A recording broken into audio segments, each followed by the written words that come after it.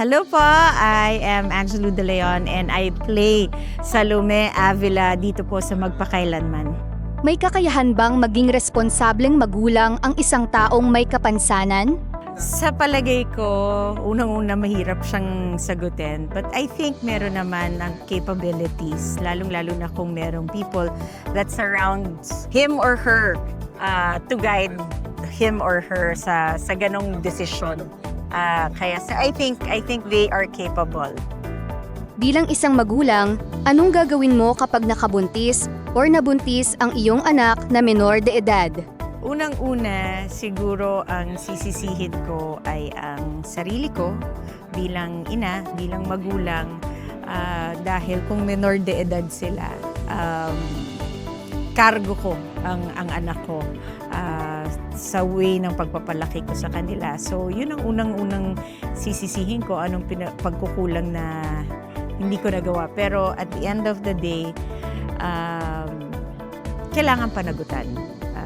Kailangan ituloy, kailangan ipaglaban, kailangan harapin. Anong pagsubok sa buhay ay hindi mo kinaya noon pero kinakaya mo na ngayon?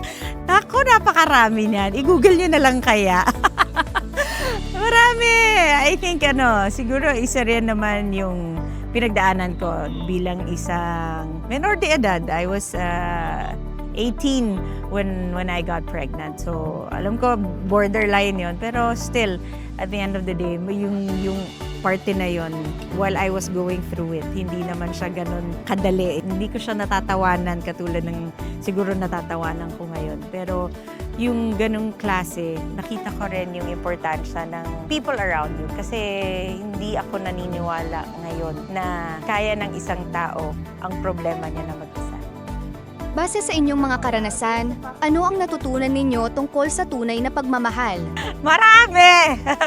Kung tatanungin kung ano ang natutunan ko sa pagmamahal, ang pagmamahal ay isang desisyon na araw-araw mong ginagawa. Hindi siya emosyon na feeling lang, hindi siya kilig lamang, hindi siya isang bagay that we should take lightly. Gusto ko ring sabihin na ang pag-ibig ay hindi pwedeng puro puso lamang. Kailangan din talaga ginagamit ang utak, ginagamit ang puso, but higit sa lahat, gusto kong sabihin ngayon na ang pag-ibig dapat yan ipinagdadasal.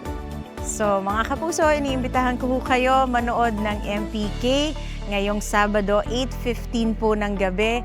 At huwag niyong kakalimutan ang hashtag na MPK, Tatag ng Ina.